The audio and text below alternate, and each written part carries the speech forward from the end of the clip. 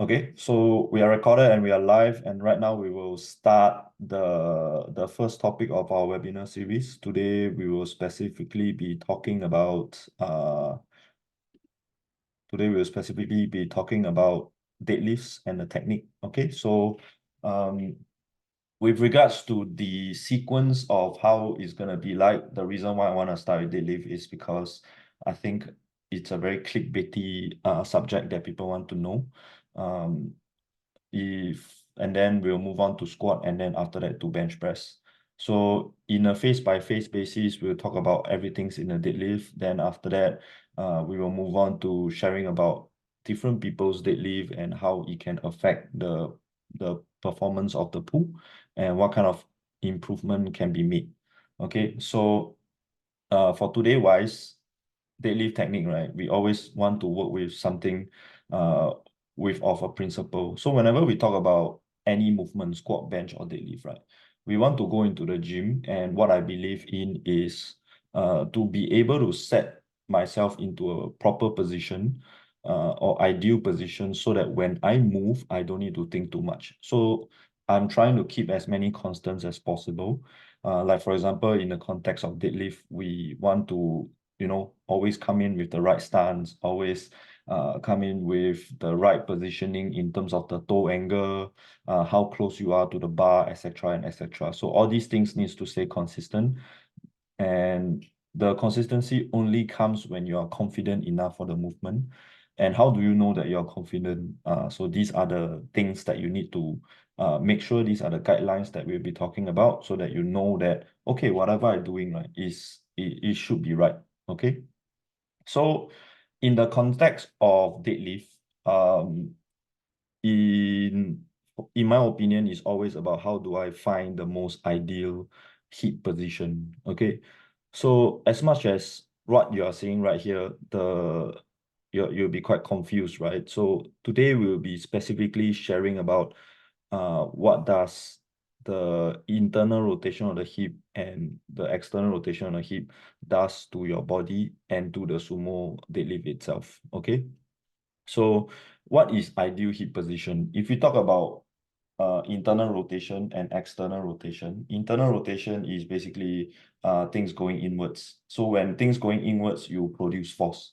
So you can see that the most clearest way is when you look at squat, when people knees buckle in, right? Is basically how their body is changing into a position where they intuitively feel that this is my strongest position to resist the force going down, because the weight in a squat is it goes down, right? And then you're driving up. So gravity goes down and you're driving upwards. So let's say if your knees are pointed out all the way during the descent, it means that you're trying to create a lot of external rotation to create space. So if you look at the right side over here, this is the most right extreme point where we can see that what I did here is external rotation is space creation. Okay, so in the context of the deadlift, especially say in a sumo deadlift context, right? When we point our toes out, where we open up our hips to a certain extent, we are trying to create enough external rotation so that we can reach to grab the bar, correct? And set ourselves into position. If we talk about all the way to the left side, which is internal rotation force production, it means that the hips goes into internal rotation. Okay, so hip is like that. Later I will show you what's going on. So hip internal rotation force production means going in. Okay, external rotation space creation means going out. All right. So what do we need in a deadlift? What do we need in powerlifting? We actually need force production. Okay. When we need force production, you can immediately think about, okay, how am I gonna get myself into the best possible internal rotated position so that I can produce the highest amount of force? Okay. So let's say if I put my line over here and I try to be as internally rotated as possible, sure, you will get a lot of power, you get a lot of tension to the extent that you cannot set up into position. Okay. This means that I'm not trying to bring my knees out. This means that I'm trying to bring my knees forward all the way. And then when I go down, I will realize that I cannot really drive my legs because I'm not in an ideal position to pull the weight.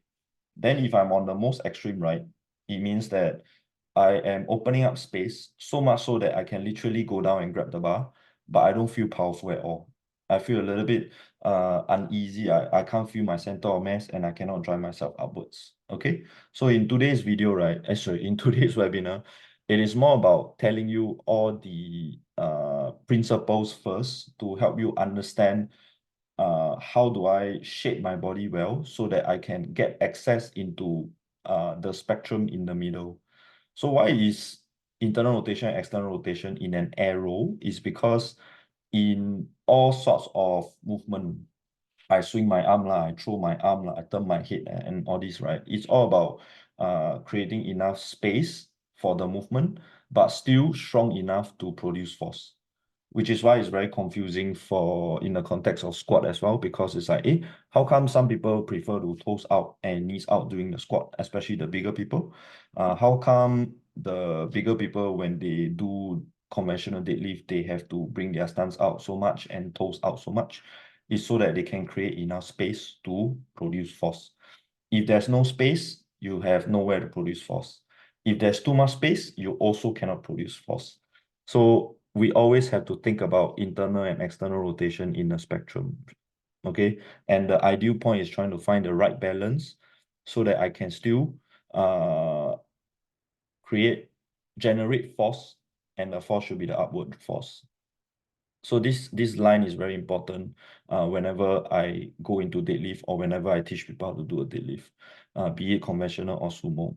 And that is, how do I arrange my body so that I can have enough space, yet I'm also powerful. So in the context of deadlift, the most important thing, right, is the hip behavior and being able to produce an upward force using my legs. Okay, so right at this point, right, is everybody confused? If you're confused, right, it's pretty normal because we'll move on to the next page. Okay, so this is more about the anatomy of the hip. If you look on the left side of the picture, this is from the side view of your hip. Okay, so when we look into nutation, it basically more or less means that, so this is the side view, right? If I turn it to the front, which is the right side, it means that your hips, right, is not fully opened up. You're more going going inwards. Okay, so nutation and counter nutation is an action. It means that I'm going from point A to point B. If I say nutated, then it's in. Counter nutated, then it's out. So if I go nutation, means it's a process of going in. So when we produce force, right, ideally what is happening is it is going in very subtly or just holding in this internally rotated position. Okay, if I'm going at counter nutation, right, it means that I'm trying to open up the hips. Okay, and open this way. So when I open this way, right, what will we see is we will see that the iliac crest over here, this like shell clamp looking thing opening up. So when this shell opening thing opens up, right, what is happening is you will end up having a more flexed lumbar spine, even though you feel that you can bring your knees out a lot more. So knees out a lot more doesn't mean that you're producing the right amount of force. Knees out a lot more, it simply means that, hey, I actually got space. But actually, when you start driving, many of you will feel that, hey, how come when I drive, I set myself up, knees out so much, then I drive, I thought I'm in a very good position. But when I drive, my knees buckle in. So when your knees buckle in, right, that's the action of nutation now. So your knees are trying to go inwards to change your orientation of the hip so that it goes into internal rotation. Then if you stack, then you got power to drive off. Okay. So after understanding about a little bit more about the anatomy of the hip, right, we will get a clearer picture towards the end as we go about doing it lah. So one thing to note about a sumo deadlift, right, is let's say in a sumo deadlift context, you ideally want your hip to be going into nutation. So everything about producing force, right, is always about going into nutation. Then you ask, how come if I want my hips to open up and my hips to be close to the bar, aren't I supposed to go into counter nutation?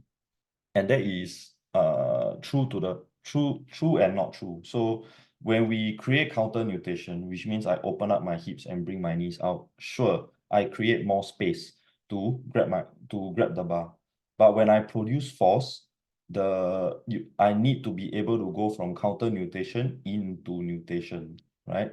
So bear in mind, all this movement of the hips, right, is very subtle one. You cannot really feel it in your body, but we can see it with our visuals. So they are only very specific until you are like pretty seasoned, right? Then you will know and feel whether or not your hips are nutated or counter nutated. But one of the best ways to judge counter nutated hip in a sumo, especially, or in a convi, is when your lumbar spine, your lower back is like super flex lah. In a nutated position, right, you can normally see that your hips are your lower back is in a neutral position. So in other words, right, if you talk about counter nutation, and if you feel why people feel that their lower back hurts in their in their sumo deadlift or conventional, is because people will say, oh, you never use your legs. The reason why I cannot use my legs is because my hips is not in a good position. So I need to move my hips, manipulate my hip a little bit more so that I can produce force with my legs and then no more lower back pain. Okay. So in sumo is the same thing.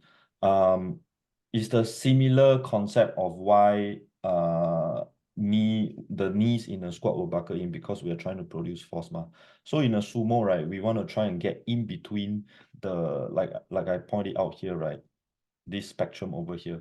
I want to try and get into the center of it, of internal and external rotation, so that, for example, if I'm closer to the external rotated zone during my setup, when I drive, right, I will go into internal rotation. So if you see people, why my hip rise during their deadlift, it is not necessarily a bad thing. It is just basically a behavior to tell us that, hey, perhaps when you're setting up, you're creating too much external rotation. So you're wasting a lot of effort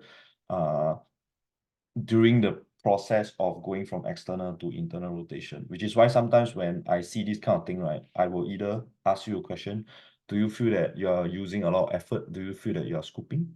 Or do you feel that the effort is not so high and you feel good about the lift? If you feel good about a lift, then we don't need to change anything, because in order to set your hips, you need to go into a slight external rotation. When you produce force, you need to go into a bit of internal rotation. But if you have very good mobility, let's say you're right smack in the middle, that's where you can set yourself up in a position where the moment you wedge in and pull, right, you are in a position where you're ready to produce force. Okay, so what are the technical principles of the deadlift? Whenever we talk about movements, right, and powerlifting, we always try to relate behaviors in terms of the spine, the rib cage, the hip, and the center of mass. You will see this very, very often when we go on with the webinar, because for squat and bench and deadlift, we'll be using references like spine, rib cage, hip, and center of mass to help us understand a little bit more about it. Okay, so for conventional and sumo, right, they all share the similar principles, and they also share the similar principles for squat as well. Okay, so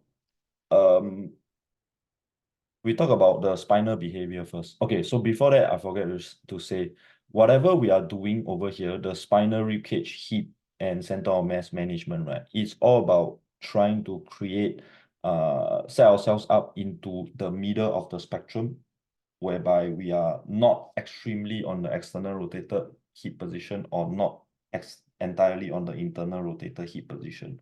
We are right smack somewhere in the middle. Some people is more internally rotated, some people is more externally rotated, so that we can stay in that zone, that spectrum. Imagine there's a wall in between, right? And then there's a ball. You shouldn't be too much on the right or too much on the left. You should be somewhere in the center. So the relationship and the manipulation of your spine, rib cage, and hip will help you stay in that zone, so that when you produce force, it's a little bit more effortless and you don't need to struggle too much. Okay, so now we talk about spine behavior. Okay, so what you will see is three different photos, and on the most left one is our perfect scenario. Not everybody would display this kind of scenario, this kind of spinal behavior, but to help you all understand what is going on is when we see this kind of spine, right, we know that the arms are reaching straight down. They are not elevated, okay? If you see the arms are elevated, you will pretty much notice the one in the picture in the center. So when your arms are elevated, when you pull the bar, you will roll your shoulders forward, resulting in further, it's 8:24 and people are coming in. Okay. So if you are in a two flex position or your arms are elevated, what is happening is when you start pulling, the load on the bar will lever on your thoracic spine, which will flex your thoracic spine even more. Okay, so when you flex your thoracic spine even more, what will happen is you will start flexing your lumbar spine as well, because the weight starts to break. Imagine it's a ruler, you just bend. Of course, when you start bending, you will bend even more, and then the center, which is the most bend, will break. So in order for the thoracic spine to not break, right, your lumbar spine will bend to facilitate with the weight. And when your spine behavior becomes like that, right, what happens to your hip? Just now I mentioned, if there is too much flexion in your lumbar spine or lumbar spine, you will end up having a more externally rotated hip. So your hip becomes open up, and then you cannot produce force. Okay, so now once again, if you cannot produce force, what happens? Your body naturally manipulate itself to produce force. So how do they produce force in this position? It's very simple. All they need to do, right, is to raise their hips up very, very high. Okay, so once their hips goes up, right, your hip will start to go further away from the bar. And when your hips go further away from the bar, your spine will end up having your spine will still stay flexed, but what's happening is now your hips can go into nutation. It will internally rotate. The iliac crest, the shell at the side will close in, then the weight comes off the floor. So I can always say that, okay, that kind of strategy is pretty all right. But I feel that it doesn't produce a very sustainable movement where you can keep going for many, many sets lah. So why are we always trying to look for a better technique? It's because we all know that as raw powerlifters, not the ones with gear or the ones with fully equipped knee reps or a suit or anything like that. It's because we rely heavily on the ability to work with higher volumes of training or higher intensities of training. So when I can work with higher volumes of training because my technique is better, then I can progress myself into testing out the higher end work, and then I won't get injured from it. Okay, so back into this picture lah. Go back to the spine.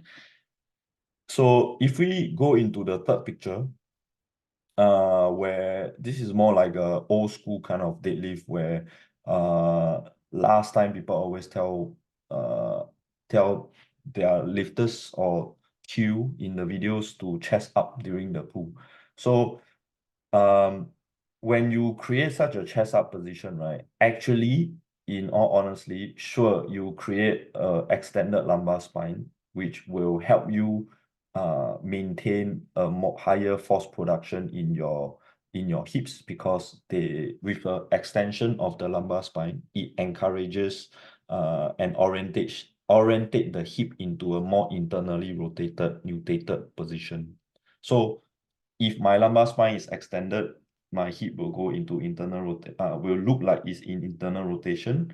So when it starts producing force, right, usually in this position, not for sumo though, but for convi, you will see that this lifter can always break the weight off the floor.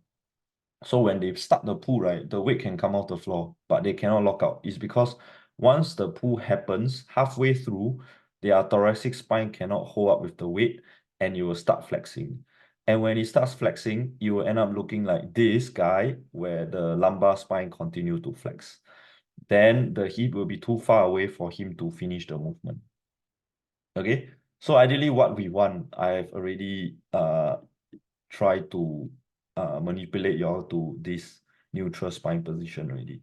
So When we look at the neutral spine position, right? A spine is not a straight line, okay? A spine is slightly curved, which I will show you in the picture here, okay? So this is the side view of a neutral healthy spine, right?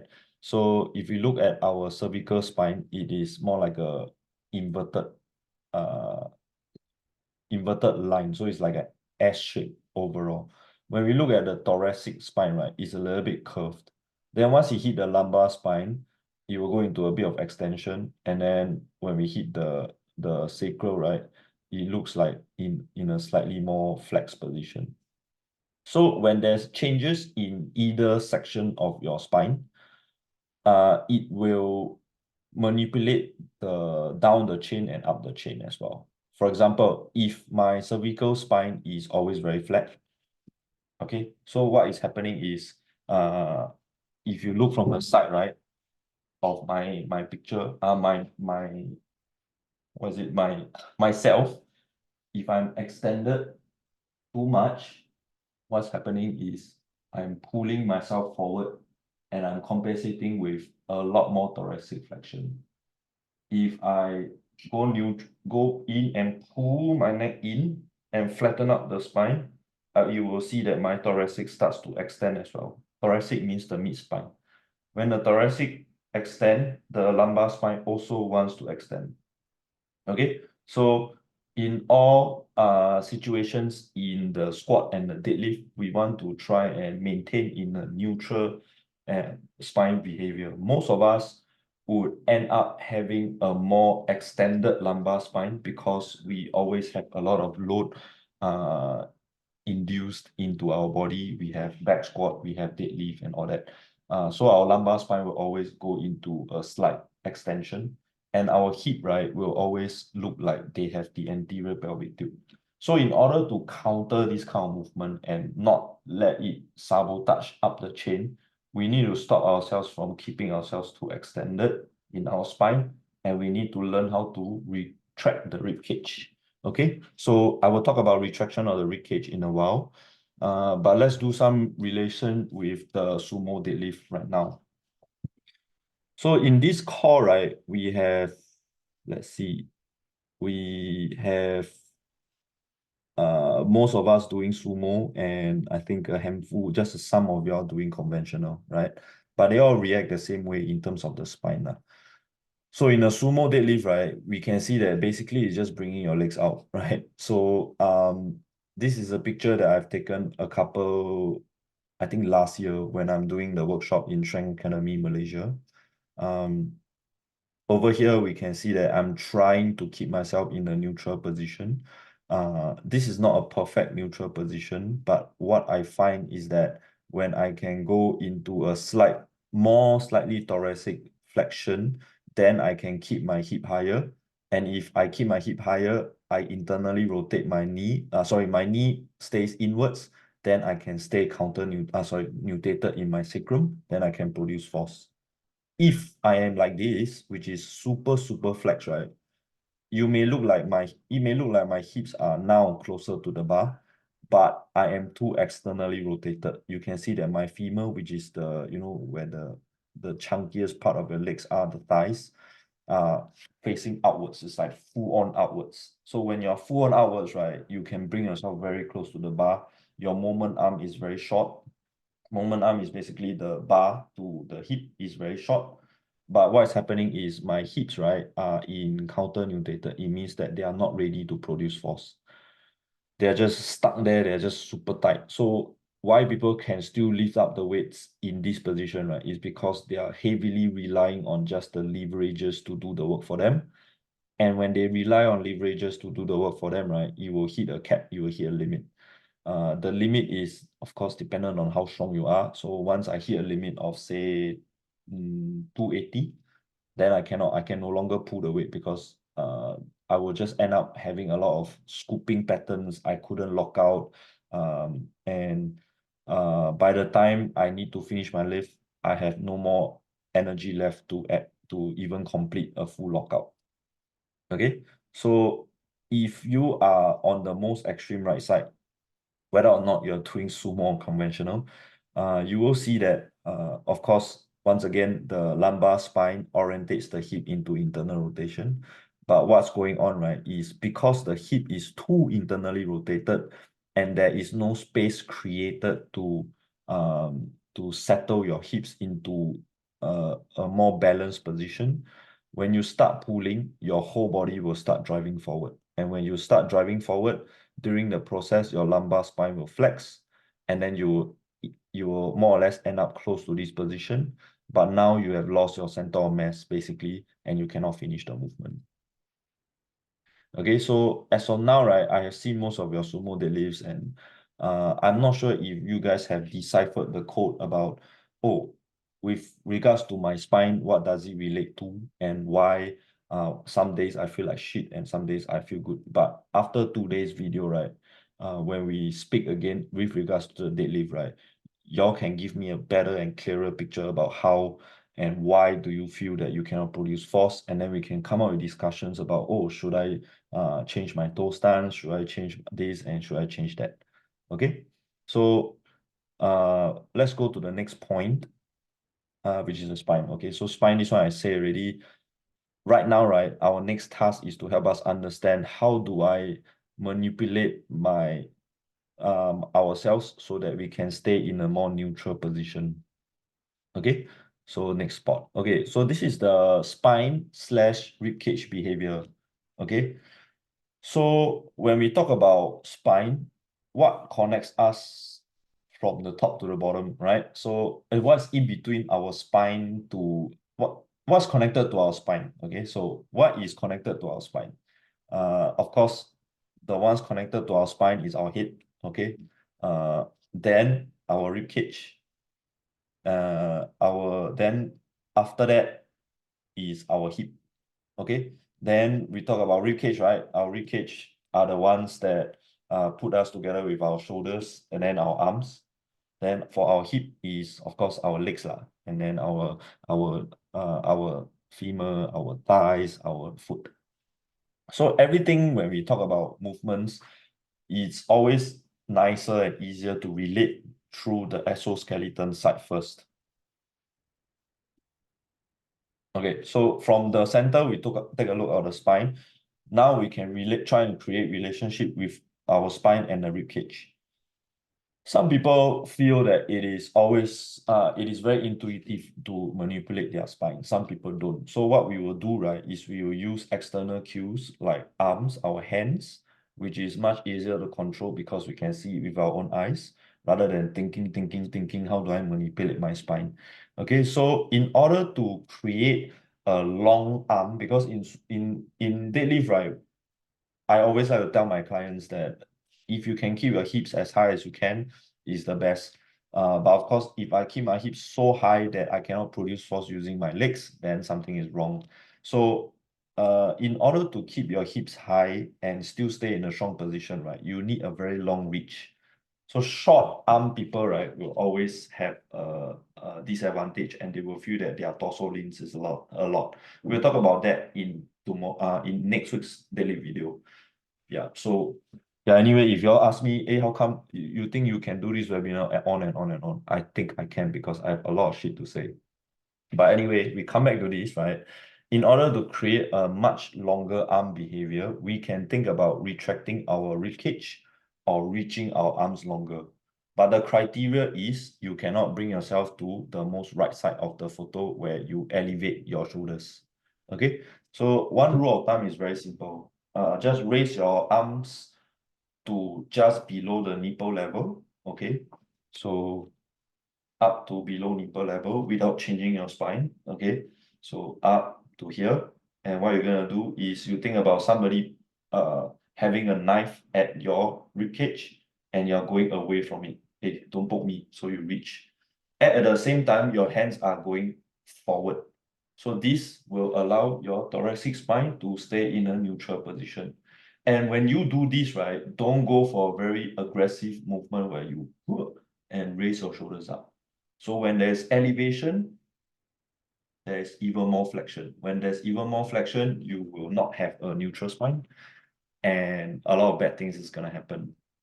So now you understand why some people, right, whenever they do deadlifts, you watch videos. Nowadays, it's so trendy that people like to swing their arms. Boom, boom, keep swinging their arms. Or if you talk about trend way before that, people will do arms forward as if they are like a zombie, and then they go down and grab the bar. Right. So they all are trying to deliver and orientate themselves into a retracted ribcage position. So this is externally rotated ribcage, which we use for bench. For deadlift, we retract. So we close it in and go forward. So personally, what I always like to do for myself and my athletes is to keep our arms relaxed. So arms relaxed. So Mokhtar is in this call. Tyson, yeah, Tyson is in this call, and he finally understands about keeping the arms relaxed to better leverage himself, because he's like a T-Rex. His arms are long, just that his torso to his femur ratio, right? It's more or less in not so ideal for deadlifts. But anyway, if you are able to relax your arms and just elevate a little bit. So why do we need to bring it forward? Is because in a deadlift, we don't pull with our shoulders at 0 degrees. We always pull our shoulders with a slightly forward position. So if you are able to go here and then reach a little bit, when you reach, you will feel the lat engagement. So lat engagement is also something that is not widely used nowadays, and I don't usually recommend it because powerlifters are very extreme people. I ask you engage lats, you squeeze it like there's nothing left. You squeeze the lemon dry. So in deadlift, right, in order to relax the arms, it's a just very light engagement of the lats while our arms are still loose. So this is how we create that neutral spine retractor ribcage behavior. So now, right, whenever I wedge in, I don't feel like I'm congested or I need to squeeze my shoulder blades. I feel that my shoulders are just like a pulley where it's pinned in this position, and I can wind myself in and out without feeling that I am putting so much effort in trying to wedge myself in. Okay. So spinal to ribcage behavior relationship, we have talked about it. Once again, if you try to expand your ribcage, you will end up having a shorter arms. So I might as well put you on a deficit deadlift because you are literally putting yourself into a deficit deadlift behavior. Try not to go into a too retracted ribcage because you'll end up flexing your thoracic spine, and then you will become like yeah. So you'll become like the center picture over here. So the most ideal situation is to try and create that slightly retracted ribcage. So if you feel that how come my hips are very tight when I pull, how come when I pull, right, I keep falling forward? The first thing you want to try and do is seeing whether or not you are creating a slightly retracted ribcage and relaxing your arms. When you try that out already and the weight starts to get easier, that means you know that, oh shit, today when I pull my deadlifts, right, I might be a little bit too extended. Most people will face this issue. Why? Is because when they go into training, even for squat itself, sometimes we are a little bit more extended than the deadlift. So squat, usually we face our chest level with our hips and face forward. So to a certain extent, there's a little bit of extension. For those training with me, which is for bench, you will realize that every time for day 2 and day 4, which is the deadlift day, we will start off with the chest first. So when we do bench part, we end up extended, right? Then after we pump ready, right, our chest pump, back pump, everything pump, we walk around like that, elevated. And when we go into the deadlift, how come my arms, I feel that my hip pain is because my reach is too short. Why am I feeling so heavy on my deadlift? Because my reach is too short. So try reaching and relaxing the arms a little bit. Okay. Now we move on to the next part. Okay, another picture from the front to help you see the difference between a retracted shoulders relaxed position and chest up, shoulders down position. Of course, it's not very clear to see whether or not his range of motion is longer or shorter because we can't see the ends of the weight. We can still see the bar close to our, like the bar height at our shins, but what's going on is when this is JJ, when he retracted his rib cage, his arms are able to hang. So the keyword is HANG. If my arms are able to hang, then my reach is longer, then I can keep my hips higher to pull. If I pull my shoulder blades back, I will end up having so much effort trying to keep my shoulders back, and then I cannot produce force with my legs. Okay? Yeah, drink water. Okay, so now we talk about hip behavior. So we understood, as of now, we understood our spine needs to stay neutral, our ribcage needs to stay a little bit retracted. So what about the hip? If you are able to manipulate your spine in a more neutral position, if you are able to retract your ribcage a little bit more, you will naturally have more room to play with my hip. Okay, so if we are flat, we are extended on the thoracic spine, which is our spine, and our chest is up, you will realize that my lumbar spine cannot actually move much. Okay, so you go into a more flex position or neutral position, then I can manipulate my hip. So you can take a look at how I'm doing it. Hope I got space to do it. Okay, so if my spine is extended, my hip goes into a locked up position, and then I cannot manipulate. So now I'm like super extended and chest up. But if I actually relax my body and let my scapula retract, now I can play around with my hip. Okay, so when I can play around with my hip, right, I need to understand, okay, what is the hip position that allows me to produce the most amount of force? Very simple. If we talk about conventional context, right, you just go into a vertical jump position. I go into a vertical jump, but what do? I bring my butt back, who is coming? Oh, bathroom. Okay. So I bring my butt back, right? When I bring my butt back, what is going on with my hips? My hips are trying to go into a neutral. My hips is already in a neutral. This is a somewhere in between, more towards the internal rotated position, and then I reach. So this is a nice position. To see a nice position, you can always, let's say your body is not messed up and fucked, right? You see that the lumbar spine is a little bit curved, Oh, thoracic spine is a little bit flexed. Now here comes the very, very complicated part. Why do I see that some people have more flexion than let's say, why do I see some lifters have more flexion than some lifters are perfect one? That is most probably dependent on how their body leverages are, and of course how their behaviors were before that. If you are vanilla, you come in, body is good, you don't sit down whole day, or you don't squat in a very bad manner, or deadlift in a very bad manner, you will end up looking like this if you uphold to that. But one thing to note, right, which is very important, is all the information that you have learned today, right? You can go and try it with the newly acquired knowledge. You can try and apply it into the deadlift.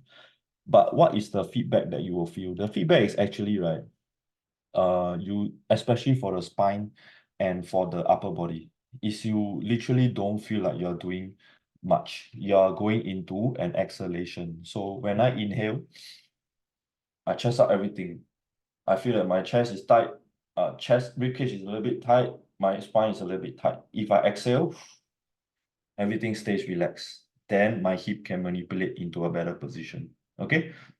So in this clip, like this slide over here, right, you will get to understand that if I want internal rotation, right, if I want my hips going into a squat hip position, right, it should look like it is going back, and it should look like your butt is nice and round.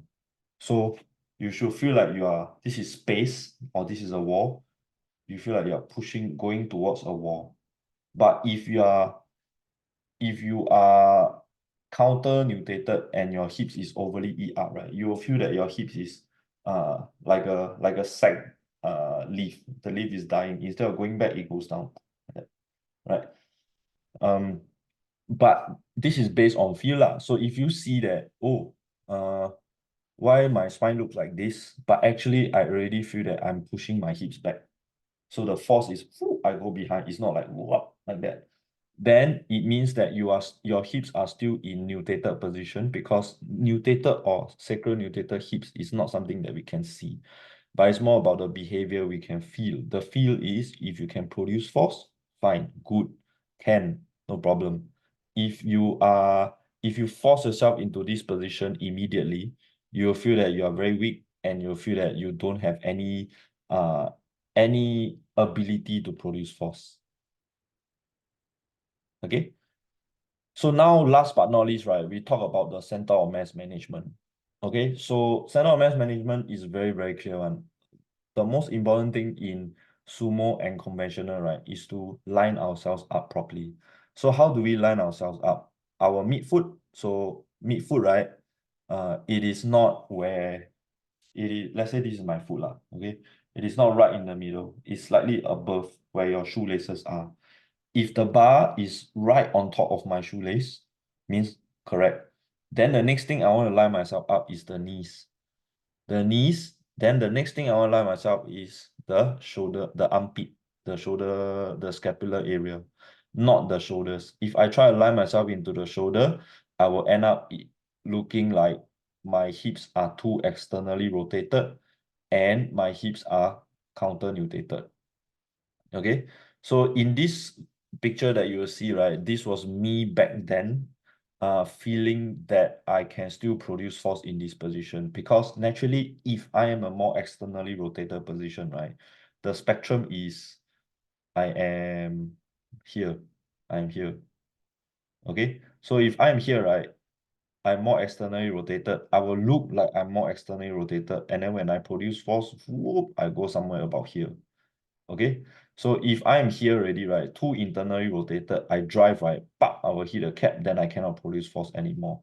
This is why sometimes you will see people in their motion, right, where they look slightly flexed, but actually they are still in a powerful spot. But once again, if you are doing this kind of behavior when you're pulling in terms of the center of mass, right, you will end up your center of mass is actually towards the back. So when you start pulling, right, you will feel that you are scraping yourself through and you have difficulties locking out. And that's what's related to scooping. Why people scoop is because either they start themselves into this position or they start themselves into this position where their forward lean is too much. If their thoracic spine cuts through the bar like that, right, when you pull, right, you cannot feel like you are pulling upwards one. You are just trying to push forward. And no idiots will try to push this way lah. So when they start to pull, they will whip their shoulders back into here, wow, that like this, and then they will end up pushing forward again. So either their hips go up and go into this position, or they pull like that, and then after that they pull backwards and they cannot lock themselves up. So you are not stacked lah. If you are able to stay in this position, set up in this position when you pull, right, you will always feel that when you exert force, it's just standing up only, stand only. So now it becomes a very intuitive motion. I wedge in and just stand. That is the key towards the sumo deadlift lah, or conventional deadlift. Okay. So we have delved into the spine, the rib cage, and the hip relationship, right? Why do we need to adhere to this guideline? Same thing, what I've talked about. We want to go back into this spectrum where we're trying to create more internal rotation. Then should I go into more internal rotation or more externally rotated position? If you look at the right side, right? I literally took this today. If we compare the right side picture and the left side picture, we can see that my right side picture is more upright. And you should feel that upright means stronger in a sumo. It looks like this position is good. But actually this position is less ideal because it is far too externally rotated. You can see that the angle of my femur, right, is going outwards, which resulted in my hips going lower. When my hips go lower, right, I will end up falling back when I pull, or I strain a lot on my hip flexors. So people who have come to me saying that, wow, my hip hurts, I cannot produce force, blah, blah, blah, is because you are trying to stay too upright. Okay? Right onto the left side of the spectrum, this is my best position. If I want to show you the most internally rotated position, right, my hip will be far, far away, and then my forward lean will be a lot. Okay, but anyway, this is the most ideal position for me, whereby my hip height is high, okay, you can see that my femur angle, right, it is not as acute. So my kneecap is not so much facing out, it is going a little bit more forward. So by going a little bit more forward, right, I can keep my hips more or less in a more neutral position, going towards internally rotated position. So you could see that my hip mobility change, my hip behavior changes from the last video, from the last picture, like this, where you see that I'm a little bit more flex, a little bit more closer to the bar, where I evolved into this position where I'm a little bit more higher hip, my hip is a little bit more further away. Because I believe and I have changed myself into a position like this to allow me to produce more force, which helps me move more weights and become more efficient. Okay, so whatever we have learned today, right, will be the next, will lead us up into the next topic, which is all about this, the deadlift cheat sheet. How am I gonna, we will talk much more about the hip height and what are the hip height changes can relate to with regards to our spine, rib cage, and force production.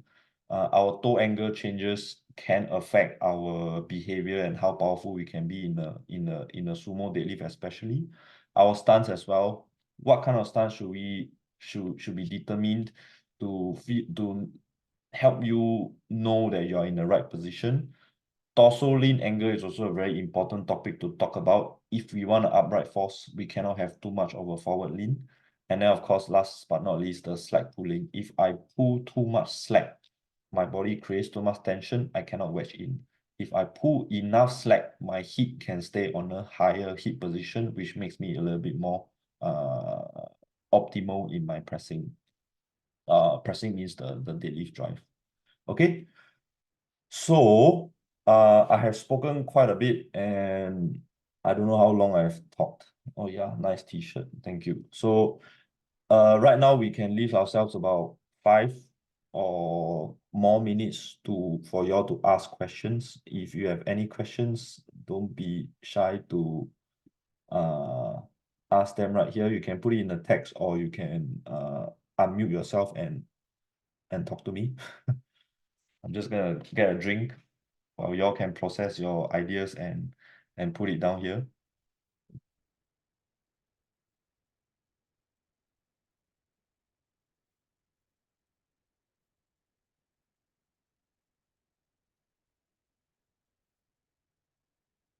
No questions.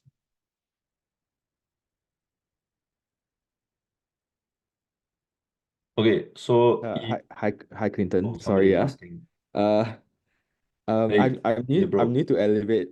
Nice to meet you. I can't hear you. Hello, Clinton. Hello. Just give me a sec. Yep. Can you repeat yourself?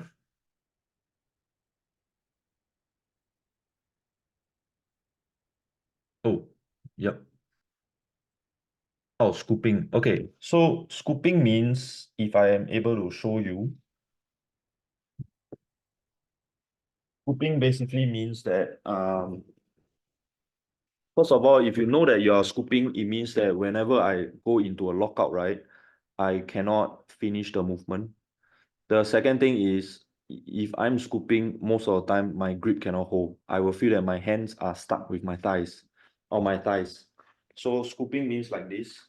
When I set myself up into position ready, I go in. I did not stop the wedging. So by right, if I get into here, I should stop the wedging. And now I'm going to produce force upwards. Boom, like that. But instead of going upwards, you are going in this way. And then you get stuck. And then every time you feel like you are dragging backwards and your knees cannot lock. That is most of the time creating the scooping motion.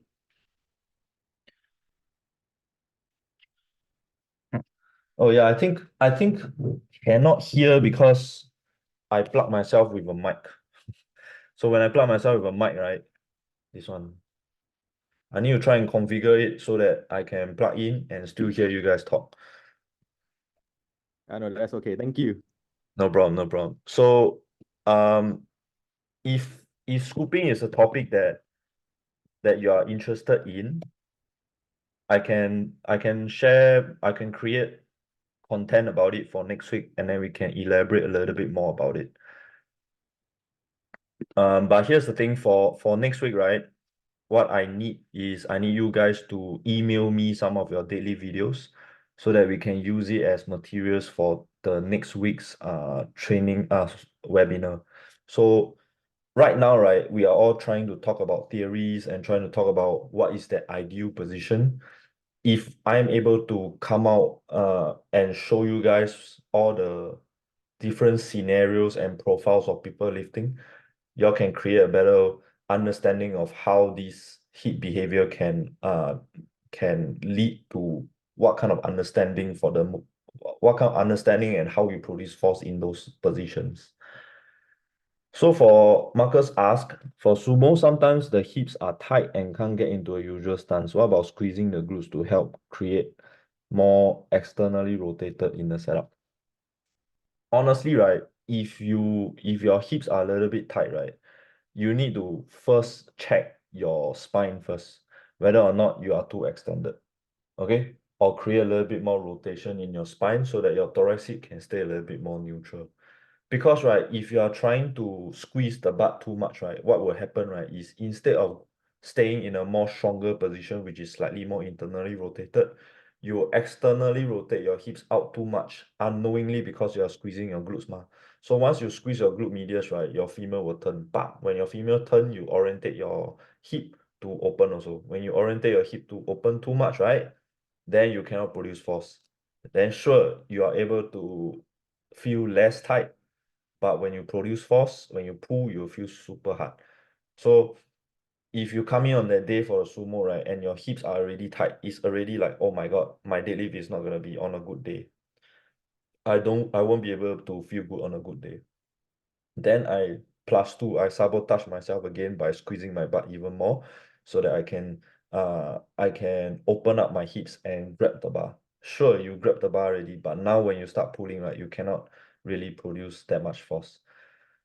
So in order for you to unwind the hips into a more relaxed position, right, the most important thing, right, should be trying to retract your rib cage a little bit more and do a little bit more rotation.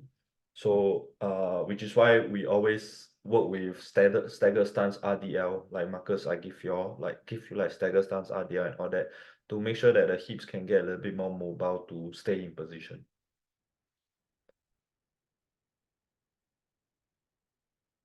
So any more questions before we wrap it up? But anyway, thanks for coming today. Of course, the first time of the call will not be perfect. I share quite a bit of information. I'm not sure if these information are too much for you guys, but it would be nice if y'all can provide me some feedback. Privately is fine. So that I can improve a little bit better, and then you guys will be getting better more from what you have paid for. So okay or not? All good? Okay. All right, all right. So if that's the case, I see some thumbs up. All right. More thumbs up. All right, perfect. Okay, so that's it for today, I guess. All right. Thanks, Bernie, for learning something new. Okay, so next week, right, we will talk more about the more specifics of it, the deadlift cheat sheet, our hip height, our toe angle, our stance, our torso lean, and our slack pulling. Of course, we won't say everything at one shot. Just take our time, split it up a little bit, and just delve into the specifics of it. Then we can learn much better. Okay, so I'll see you all next week. Bye bye. No problem. Bye bye.